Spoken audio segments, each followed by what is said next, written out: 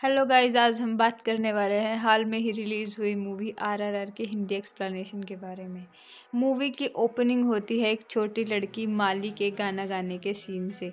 ये 1920 का इंडिया होता है जहां अंग्रेज हम पर राज किया करते थे। ब्रिटिश जनरल स्कॉट की पत्नी एक गांव में आई होती है और वहां माली उसे गाना सुनाती है।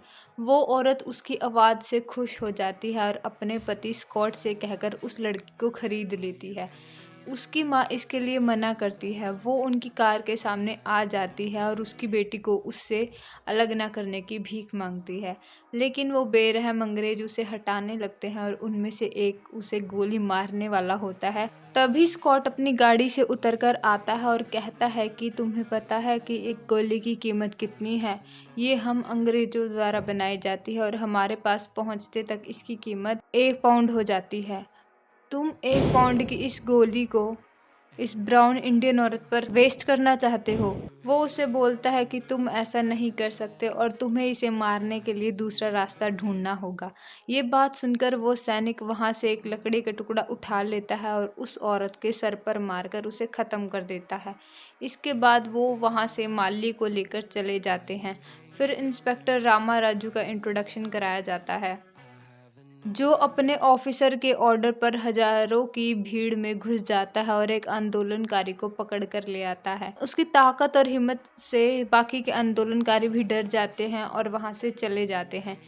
इधर हैदराबाद का निज़ाम स्कॉट के ऑफिस में आता है और उसे बताता है कि जिस लड़की को आप उठाकर लाए हैं वो गोंड ट्राइबल की लड़की है और आप इस लड़की को वापस छोड़ाइए, क्योंकि इनके कबीले का एक आदमी भीम उस लड़की को छुड़ाने के लिए दिल्ली आ चुका है। उस ऑफिस में बैठा आदमी कहता है, आपने हमें सचेत किया है, इसके लिए थैंक यू, आगे हम इसे खुद संभाल लेंगे। इसके बाद हमें भीम से मिलाया जाता है, जो माली को छुड़ाने के लिए आया हुआ है। वो अपने 3-4 आदमियों के साथ आया होता है और जंगल में जानवरों को पकड़ रहा होता है। छोटे जानवरों को पकड़ते हुए उसका सामना टाइगर से होता है और वो टाइगर से बचता बचाता उसे अपने जाल में फंसा लेता है। टाइगर अपनी पूरी ताकत लगा देता है, लेकिन भीम की ताकत के आगे वो भी कमज़ोर पड़ जाता है। भीम उसे पकड़ लेता है और कैद कर लेता है। इसके बाद भीम काम पर आ जाता है। दिल्ली में वो अख्तर बनकर रह रहा है और एक गैराज में काम करता है। एक दिन एक अंग्रेज ऑफिसर अपनी पत्नी के साथ उसके पास आता है और कहता है कि तुमने मेरी बाइक को अच्छे से ठीक नहीं किया। मैंने कल ये ठीक करवाई थी और आज ये चल नहीं रही है। वो उसे यही बात कहता है और 1 सेकंड में बाइक स्टार्ट करके दे देता है। इस बात से उस अंग्रेज की पत्नी उस पर हंसने लगती है और उस अंग्रेज को गुस्सा आ जाता है। वो भीम को पीटने लगता है और पीट कर चला जाता है। फिर एक दिन भीम अपने कुछ लोगों के साथ स्कॉट के पैलेस में घुसने की कोशिश करता है, लेकिन घुस नहीं पाता है। लेकिन उसे वहाँ स्कॉट की भतीजी जेनी दिखती है, जो अच्छे दिल की होती है और भीम को वो अच्छी लगने लगती है। इधर स्कॉट ब्रिटेन गया होता है और उसकी पत्नी पुलिस वालों को बताती है कि एक कबीले का आदमी दिल्ली में आया हुआ है। हमें जानकारी मिली है कि वो काफ़ी खतरनाक है, लेकिन हमारे पास उसके नाम की और चेहरे की जानकारी नहीं है। वो उन्हें बताती है कि जो भी ऑफिसर उसे पकड़ कर लाएगा उसे स्पेशल ऑफिसर बना दिया जाएगा। वहाँ राजू भी मौजूद होता है और राजू इस मिशन के लिए हामी भर देता है और भीम की तलाश शुरू कर देता है। राजू बिना वर्दी के क्रांतिकारियों की एक सभा में जाता है और वहां सुझाव देता है कि हमें स्कॉट को मार देना चाहिए। उसी सभा में भीम के साथ आया हुआ एक आदमी लच्छू भी होता है। वो राजू की बातों में आ जाता है और पूछता है कि क्या सच में स्कॉट को मार देना चाहिए, तो राजू कहता है कि हाँ, उसे मारा जा सकता है। लच्छू कहता है कि मेरा भाई उसे मारना चाहता है। राजू उसे अपनी बातों में फंसा लेता है और लच्छू को अपने साथ जेल ले जाने की कोशिश करता है। वो पहुंचने ही वाले होते हैं कि तभी एक पुलिस वाला राजू को सलाम करता है। ये देखते ही लच्छू वहां से भाग जाता है। राजू भी उसके पीछे भाग लेता है, लेकिन लच्छू भीड़ में राजू से दूर निकल जाता है। लच्छू भीम के पास आकर सारी बात उसे बता देता है। भीम कहता है कि अब से वह अंदर से ही काम करेगा और माली के मिलने तक बाहर नहीं आएगा। भीम ये कहकर उसे घर जाने के लिए बोल देता है। तभी उसके पास एक बच्चा आता है और भीम को मछली खरीदने के लिए कहता है। भीम उसे मछली के पैसे दे देता है और वो बच्चा मछली पकड़ने के लिए वहाँ पास में बह रही नदी में चला जाता है। लच्छू का पीछा करते करते राजू भी वहीं पहुंच जाता है। उस नदी के ऊपर ट्रेन की पटरी और पटरी के ऊपर पुल भी होता है।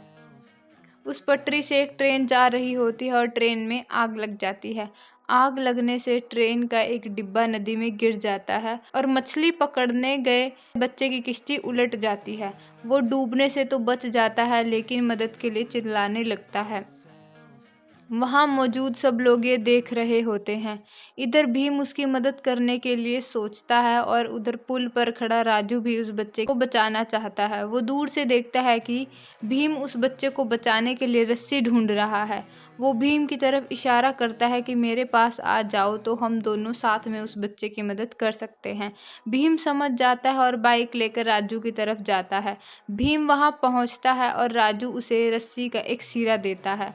वो भीम को पुल की दूसरी ओर कूदने के लिए कहता है और एक तरफ से खुद कूद जाता है।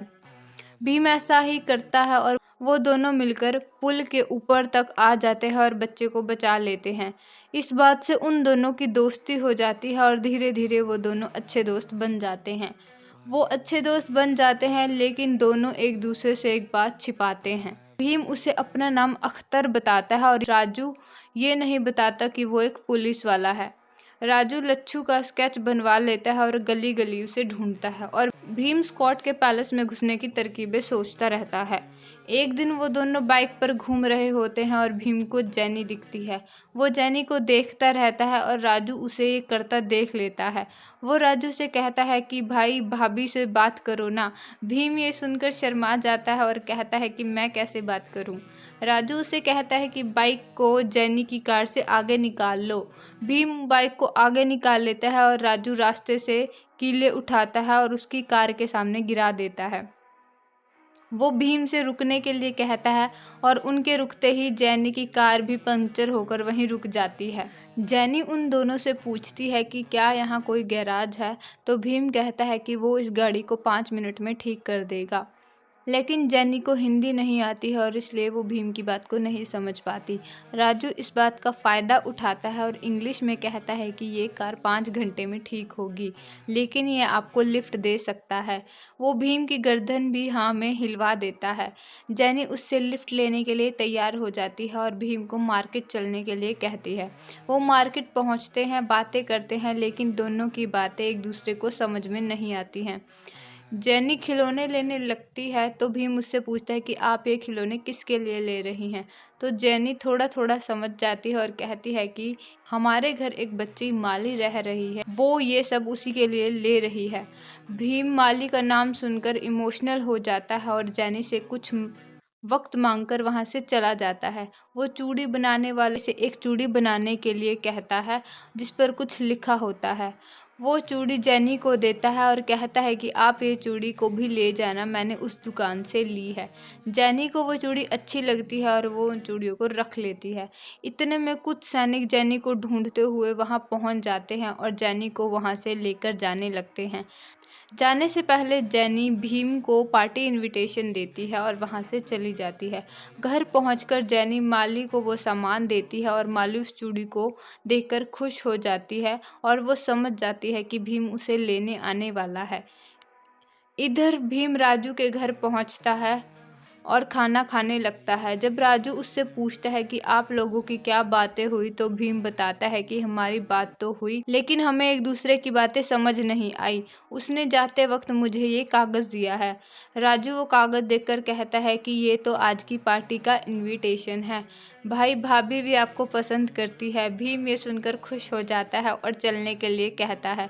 राजू भीम के लुक को सही करता है और उसे अपने कपड़े पहनाकर ले जाता है। वहाँ पार्टी में एक अंग्रेज लड़का जैनी को पसंद करता है और डांस के लिए पूछता है। जैनी उसे मना कर देती है और इतने में वहाँ भीम और राजू भी पहुँच जाते हैं। वो भीम का ऐसा लुक देखकर खुश हो जाती है और उसके पास आ जाती है।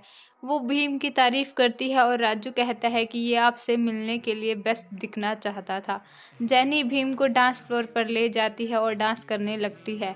इधर राजू अपनी मंगेतर सीता को याद करने लगता है। स्टेज पर भीम जैनी के साथ डांस कर रहा होता है कि इतने में वहाँ वही अंग्रेज लड़का आ जाता है और भीम को पैर अड़ाकर गिरा देता है। उसके बाद वो भीम का मजाक उड़ाता है और हंसता है कि तुम इंडियंस को डांस करना नहीं आता है। वो उसे अलग अलग डांस करके दिखाता है और कहता है कि ऐसा होता है डांस, तुम्हें इनमें से एक भी डांस नहीं आता। जेनी उसे रोकती है लेकिन वो रुकता नहीं है। इतने में राजू वहां आ जाता है और भीम को इशारे से डांस के लिए पुकारता है। राजू डांस शुरू कर देता है और उसके साथ भीम भी नाचने लगता है।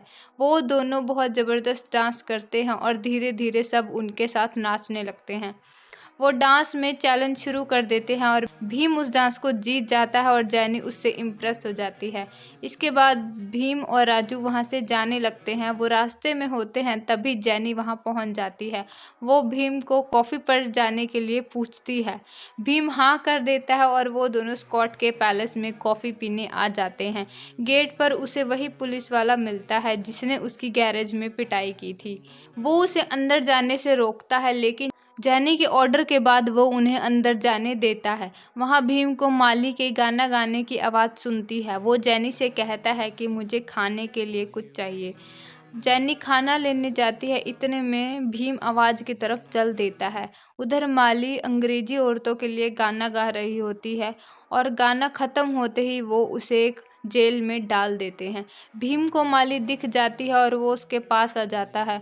वो दोनों एक दूसरे के गले लग के रोने लगते हैं। माली कहती हैं कि अन्ना मुझे यहाँ से बाहर निकाल लो। भीम कहता है कि मैं तुम्हें जल्द ही यहाँ से बाहर निकाल लूँगा। माली अभी चलने की जिद करती है लेकिन भीम उसे समझाता है कि वो अभी उसे नहीं ले जा सकता। ये बात बोलते ही वो वहाँ से चला जाता है। उधर राजू लच्छू को ढूंढ लेता है और पकड़ लेता है। वो लच्छू से पूछताछ करता है कि बताओ तुम्हारा साथी कौन है और कहाँ छुपा हुआ है, लेकिन लच्छू पीटने के बावजूद भी कुछ नहीं बताता। इधर भीम घर आ जाता है और रात को माली को वहां से निकालने की प्लानिंग करता है। दूसरी तरफ लच्छू को एक जहरीला सांप दिखता है और वो उसे शोर करके अपनी तरफ बुला लेता है। वो उस सांप को पकड़ लेता है और राजू के आने का इंतज़ार करता है। थोड़ी देर में राजू फिर से पूछताछ के लिए आता है। लच्छू मौके का फ़ायदा उठाता है और सांप को राजू के ऊपर फेंक देता है और वो सांप राजू को काट लेता है। लच्छू कहता है कि इस सांप का इलाज अंग्रेजों के पास भी नहीं है और तुम 1 घंटे में मर जाओगे। राजू वहां से तड़पता हुआ भीम के पास पहुंचता है और वहीं गिर जाता है। भीम माली को लाने के लिए निकल ही रहा होता है और उसे राजू दिख जाता है। वो राजू के पास पहुंचता है और देखता है कि राजू को सांप ने काट लिया है। वो अपने लोगों के साथ उसका इलाज करता है और उसे अपना सुरक्षा धागा बांध देता है। राजू देखता है कि ये धागा वैसा ही दिखता है जैसा लच्छू ने पहना था। वो समझ जाता है कि ये उसी कबीले का आदमी है। वो कुछ बोलने की कोशिश करता है लेकिन जहर की वजह से वो कमज़ोर हो जाता है, जिसकी वजह से वो कुछ नहीं बोल पाता। भीम उसे सच बता देता है। वो कहता है भाई मैंने तुमसे एक झूठ बोला है। मेरा असली नाम भीम है और मैं यहाँ एक बच्ची को छुड़ाने के लिए आया हूँ। मैंने तुम्हें ये सब कुछ इसलिए नहीं बताया क्योंकि मैं तुम्हारी जान खतरे में नहीं डालना चाहता था। आज मैं उस बच्ची को बचाने जा रहा हूँ और तुमसे बाद में आकर मिलूँगा। ये कहते ही वो वहाँ से चला जाता है। भीम स्कॉट के पैलेस के पास पहुंचता है और ट्रक लेकर सीधा अंदर घुस जाता है। वो ट्रक में बहुत सारे जंगली जानवर भरकर लाता है। दरअसल ये वही जानवर होते हैं जिन्हें भीम पकड़ा करता था। वो बहुत टाइम से जानवरों को पकड़ रहा था ताकि उनका इस्तेमाल कर सके। ऐसे खतरनाक जंगली जानवरों से वहाँ हड़कंप मच जाता है और लोग भागने लगते हैं। भीम जैनी को कार में बिठा देता है और सैनिकों और जानवरों से लड़ता हुआ अंदर घुसने की कोशिश करता है। वो जानवर बहुत से सैनिकों को मार देते हैं। भीम अंदर घुसने वाला ही होता है कि तभी वहां राजू आ जाता है। वो अपनी पुलिस की वर्दी में आता है और जिसे देखकर भीम चौंक जाता है। राजू भीम को रुकने के लिए कहता है लेकिन भीम नहीं रुकता और आगे बढ़ने लगता है। ये देखकर राजू उसके साथ लड़ने लगता है और दोनों के बीच ज़बरदस्त फाइटिंग होती है। दोनों एक दूसरे को बराबर की टक्कर देते हैं लेकिन जानवरों की वजह से राजू का ध्यान भटक जाता है और मौका मिलते ही भीम वहां से अंदर की तरफ भाग जाता है। वो छत से भागता भागता पिछली तरफ पहुंच जाता है और उसे माली दिखाई देती है। वो नीचे कूदने वाला होता है कि तभी राजू भी वहां पहुंच जाता है और फिर से भीम से लड़ने लगता है। भीम उसे पीटकर रस्सी लेकर नीचे कूदने वाला होता ही है कि तभी राजू उठ जाता है और भीम को रस्सी से पकड़ लेता है। भीम बीच में ही लटक जाता है और स्कॉट माली की तरफ बंदूक तान देता है। राजू भीम से कहता है कि तुम सरेंडर कर दो वरना माली मार दी जाएगी। ये सुनकर भीम को गुस्सा आ जाता है और वो रस्सी से बंधा हुआ भी राजू को मारने लगता है। इसके बाद भीम को पकड़ लिया जाता है और शर्त अनुसार राजू एक स्पेशल ऑफिसर बन जाता है। उसके बाद हमें राम राजू की बैक स्टोरी दिखाई जाती है। राजू के बचपन को दिखाया जाता है जिसमें वो एक गांव में रहता है। उसके पिताजी सब गांव वालों को गन चलाने की ट्रेनिंग देते हैं। उसके पिताजी उन्हें नकली गन से ट्रेनिंग देते हैं। एक दिन वो सब इकट्ठे होकर उसके पिताजी के घर पहुंचते हैं और असली गन की मांग करते हैं। इस पर वो बोलते हैं कि तुम्हें पता है उस गोली की कीमत कितनी है? वो सिर्फ 15 रुपए की नहीं बल्कि अंग्रेजों के हिसाब से उसकी कीमत हमारी जान से भी ज्यादा है। जब मैं फौज में था तब एक अंग्रेज अफसर ने हमें समझाया था कि गोली की कीमत तुम इंडियन से ज्यादा है। उसने एक इंडियन को गोली से नहीं मारा बल्कि पत्थर से तड़पा कर मारा था। दरअसल ये आदमी और कोई नहीं बल्कि स्कॉट ही होता है। उसके पिताजी बताते हैं कि ये सब कुछ होने के बाद मैंने फौज छोड़ दी और आप लोगों को ट्रेनिंग देने लगा, और जब आप लोग गन चलाने के लिए पूरी तरह से तैयार नहीं होते तब तक मैं आपको गन नहीं दूंगा। दरअसल उसके गन ना देने का कारण ये भी होता है कि उसके पास गन्स होती ही नहीं है। उसके पास सिर्फ अपनी एक गन होती है।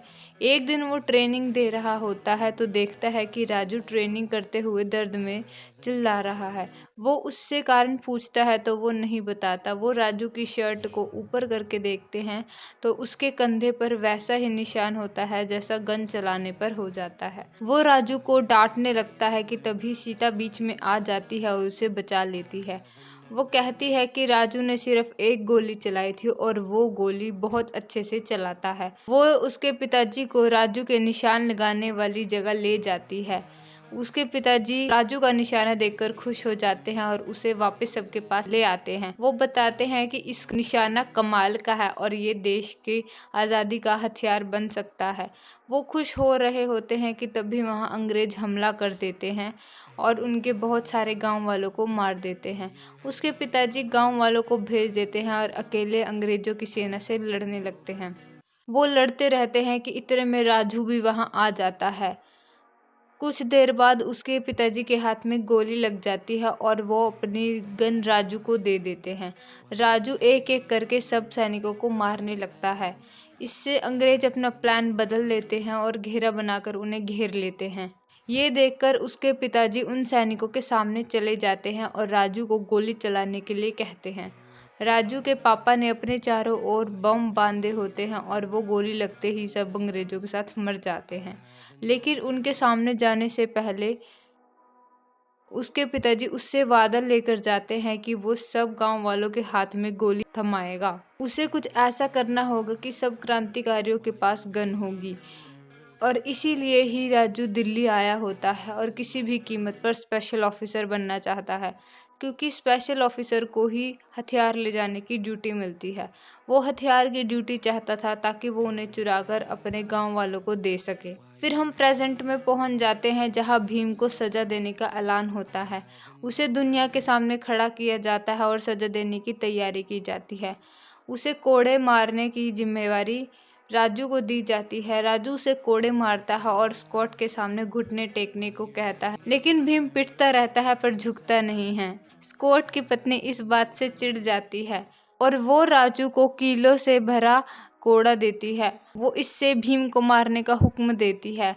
उस कोड़े से भीम का खून बहने लगता है और वो खुद को और बाकियों को हिम्मत देने वाला गाना गाने लगता है। राजू रोते रोते भीम को कोड़े मारता रहता है। भीम गाना गाता रहता है और वहाँ खड़े लोग गुस्से में आते रहते हैं। वहाँ खड़े लोगों का सब्र का बांध टूट जाता है और वो सारे सैनिकों से लड़ते हुए आगे बढ़ने लगते हैं।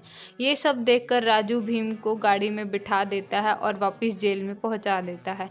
इसके बाद रात को राजू को गन्स ले जाने का ऑर्डर मिलता है, लेकिन राजू का मन अब बदल चुका होता है। वो तय करता है कि जो काम उसके हथियार कर सकते हैं वही काम आज भीम के गाने ने किया। उसने वहां खड़ी भीड़ को हिम्मत से भर दिया। वो फैसला करता है कि वो भीम को छुड़ाकर ही रहेगा। उसका साथी पुलिस वाला उसे ऐसा करने से मना करता है, लेकिन वो नहीं मानता। वो स्कॉट के साथ भीम के पास जाता है और उसे सुझाव देता है कि हमें भीम को फांसी पर लटका देना चाहिए और हमें यह सब यहाँ से दूर जाकर करना होगा। वो कहता है कि उसे माली के सामने ही फांसी पर लटका देंगे। ये सुनकर भीम को गुस्सा आ जाता है और स्कॉट ये सुनकर खुश हो जाता है और ऐसा ही करने का फैसला करता है। फांसी वाली जगह जाने से पहले राजू सारी गन्स को खराब कर देता है और वहां जाने वाले सैनिकों को दे देता है। अपने साथी पुलिस वाले की मदद से वो भीम को एक ब्लेड भी दिलवा देता है। जब वो स्कॉट के साथ जाने लगते हैं तो स्कॉट को शक हो जाता है कि कुछ गड़बड़ है। वो जा रहे होते हैं कि एक पेड़ स्कॉट की गाड़ी पर गिरता है, लेकिन स्कॉट बच जाता है। वो राजू की चालाकी समझ जाता है और उसकी कार पर गोली चला देता है, जिससे राजू की कार पलट जाती है और मल्ली भी नीचे गिर जाती है। राजू भी उछलकर दूर गिरता है और उसे चोट लग जाती है। स्कॉट अपने सैनिकों को मल्ली को पकड़ने के लिए इसके पीछे लगा देता है। राजू भी उठ जाता है और मल्ली को उन सैनिकों से बचाने के लिए लड़ता रहता है। इतने में भीम अपनी रस्सी खोल लेता है और वहां खड़े सैनिकों से लड़ने लगता है। पुलिस वाले उस पर गोली चलाने की कोशिश करते हैं, लेकिन उनकी गन्स खराब होती हैं। भीम उन्हें पीट देता है। इधर से मल्ली भागती हुई भीम के पास पहुंच जाती है, लेकिन कुछ ऐसी सिचुएशन बन जाती है जिससे भीम राजू को अपना दुश्मन समझ लेता है और वो उसे ही पीटने लगता है। असल में राजू मल्ली के सामने खड़े पुलिस वाले को गोली मारता है, लेकिन भीम को लगता है कि वो मल्ली को गोली मारने वाला था। भीम राजू को पीटकर वहां से मल्ली को लेकर भाग जाता है, लेकिन राजू अपनी दोस्ती निभाता है और सारे सैनिकों को भीम के पास जाने से रोकता है। जब तक भीम उसकी आंखों से ओझल नहीं होता तब तक वह उन्हें रोकता रहता है। इस सब के बाद राजू को कैद कर लिया जाता है और भीम को ढूंढने के लिए सैनिकों को उसके पीछे लगा दिया जाता है। स्कॉट जेल में राजू से मिलने आता है और देखता है कि बहुत पीटे जाने के बाद भी उसकी हिम्मत नहीं टूटी है और वो जेल में अपनी एक्सरसाइज कर रहा होता है। वो स्कॉट को कहता है कि जब तक उसके शरीर में खून की एक भी बूंद बाकी है वो हार नहीं मानेगा। इस बात से स्कॉट चिढ़ जाता है और उसे बहुत पिटवाता है। इसके बाद वो राजू को एक तह खाने में बंद कर देते हैं। इधर पुलिस ढूंढते हुए भीम के ठिकानों तक पहुंच जाती है, लेकिन वहां राजू की मंगेतर सीता भी होती है और उन्हें बचा लेती है। वो पुलिस वालों से झूठ बोल देती है कि यहाँ चेचक फैला हुआ है। पुलिस वाले डर कर वहां से चले जाते हैं। भीम उनसे शुक्रिया अदा करता है। सीता उन्हें खाने के लिए भी देती है। वो बताती है कि मेरा नाम सीता है और मेरे मंगेतर पुलिस ऑफिसर हैं। तभी भीम को सीता के गले में पड़ा एक लॉकेट दिखता है। ये वैसा ही लॉकेट होता है जैसा राजू के पास था। भीम को याद आता है कि राजू की एक मंगेतर थी जिसका नाम सीता था। इतने में सीता देखती है कि भीम घबराया हुआ है, तो वो बताती है कि आपको डरने की ज़रूरत नहीं है, मेरे राम वैसे पुलिस ऑफिसर नहीं हैं। वो भीम को राजू की सारी स्टोरी बता देती है। वो आगे बताती है कि राम ने अपने दोस्त की जान तो बचा ली, लेकिन अब उनकी खुद की जान खतरे में है। 2 दिन में उन्हें फांसी दी जानी है और मेरे पास ऑर्डर आया था कि मैं उनकी लाश को ले जाऊं। भीम ये सुनकर रोने लगता है और कहता है, भाभी वो दोस्त मैं ही हूँ और मैं ही अपने भाई को समझ नहीं पाया। मैं तो सिर्फ मल्ली के लिए लड़ रहा था और वो पूरे देश के लिए लड़ रहा था। वो कसम खाता है कि वो राजू को बचाकर ही रहेगा। वो वहां से चला जाता है और उसी जेल में पहुंच जाता है जहां राजू कैद हुआ था। वो ढूंढते ढूंढते राजू तक पहुंच जाता है। वो उसे बताता है कि भाई मैं तुम्हें बचाने आया हूँ। वो बताता है कि सीता भाभी ने मुझे सब कुछ बता दिया है और मैं तुम्हें यहाँ से छुड़ाने आया हूँ। वो तहखाने के दरवाजे को तोड़ देता है और शोर सुनकर सैनिक उसकी तरफ आने लगते हैं। वो राजू को पीठ पर बिठाकर भागने लगता है। वो दोनों एक शरीर बनकर लड़ते हैं और वहां से भागने में कामयाब हो जाते हैं। वो एक जंगल में भाग जाते हैं जहां भीम राजू को श्री राम की मूर्ति के पास छोड़कर पानी पीने के लिए जाता है, लेकिन स्कॉट ने स्पेशल फोर्सेस को वहां भेजा होता है और वो भीम पर गोली चलाने ही लगते हैं कि तभी उन्हें तीर लगता है जो उन्हें एक एक करके खत्म कर देता है। सैनिक तीर वाली साइड लाइट मारकर देखते हैं तो वहां श्री राम के कपड़ों में राजू खड़ा होता है। राम आग लगाकर तीर मारता है और जंगल में आग लगा देता है। भीम भी लड़ना शुरू कर देता है। वो दोनों बहुत ही जबरदस्त एक्शन करते हैं, एक एक करके सबको मार देते हैं। राम श्री राम की तरह सबको तीर मारता है और भीम अपनी भीम वाली ताकत से सबको फोड़ देता है। सबको खत्म करने के बाद वो स्कॉट को मारने के लिए जाते हैं। वो बाइक में आग लगाकर उसे स्कॉट के पैलेस में फेंक देते हैं। वो बाइक वहां पड़े हथियारों में घुस जाती है और पूरे पैलेस को फाड़ देती है। उसका पैलेस मलबा बन जाता है और स्कॉट की पत्नी उस मलबे में ही खत्म हो जाती है। वो अपनी पत्नी को देखकर चिल्लाने लगता है। राम और भीम भी वहां आ जाते हैं। स्कॉट वहां पड़ी गन उठाने की कोशिश करता है, लेकिन राम उसे तीर मारता है जिससे उसकी गन गिर जाती है। इसके बाद वो स्कॉट के उन्हीं शब्दों को याद करते हैं जिसमें वो बोलता है कि इस गोली की कीमत कितनी है। राम भीम को कहता है कि भाई, ये गोली बहुत महंगी है और ये उसके दिल में मारना, ये इस गोली को बहुत प्यार देगा। भीम उसे छाती में गोली मार देता है और उसे खत्म कर देता है और इसी के साथ ही मूवी खत्म हो जाती है।